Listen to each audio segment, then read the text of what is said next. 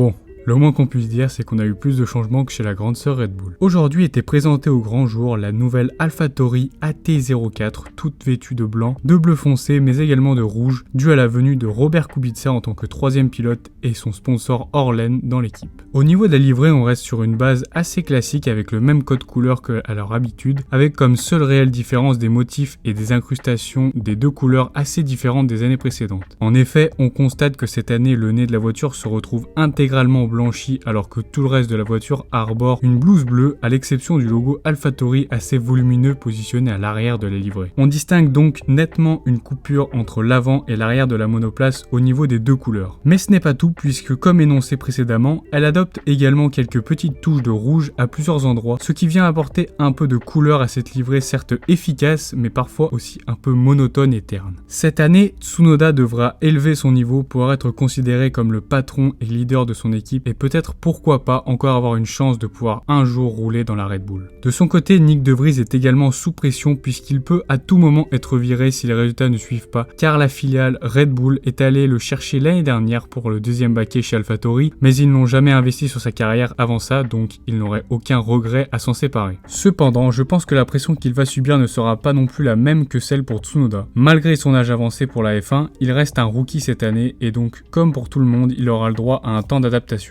En somme, ses performances ne seront pas aussi vivement critiquées que son coéquipier si elles sont négatives. Dans un scénario où ce dernier parviendrait à battre son coéquipier déjà installé en F1 depuis 2 ans, un dilemme s'opposera au sein de Red Bull. En effet, puisqu'ils seront probablement dans l'obligation de renvoyer Tsunoda et de promouvoir un autre jeune talent de leur filière, mais à moins que Sergio Pérez ne s'effondre totalement dans le futur et que Ricciardo ne soit pas envisagé comme successeur, cela m'étonnerait que Nyck de Vries puisse un jour rejoindre l'écurie Red Bull aux côtés de Max Verstappen. Je pense plutôt que s'il se met à vraiment performer à l'instar de Gasly par exemple, il pourra être conservé au moyen long terme pour servir de référence, de formateur et de point de comparaison pour les nouveaux jeunes pilotes Red Bull promus en F1 chez AlphaTauri pour faire leurs preuves. Je pense personnellement que c'est à quoi Gasly était destiné s'il n'avait pas réussi à s'extirper du giron Red Bull, mais ce rôle reviendra donc naturellement à Nyck de Vries s'il montre une certaine qualité au volant de sa monoplace. Pour ma prédiction de cette année du côté de la performance et des résultats de l'équipe, j'imagine une continuité de l'année 2022 avec une monoplace en dessous du midfield, sans compter que l'équipe part sans réel leader au niveau des pilotes en entamant cette saison. A voir donc si les pilotes montrent chacun une bonne prestation cette saison et arrivent à maximiser la performance que je juge assez faible de la part de la voiture en 2023.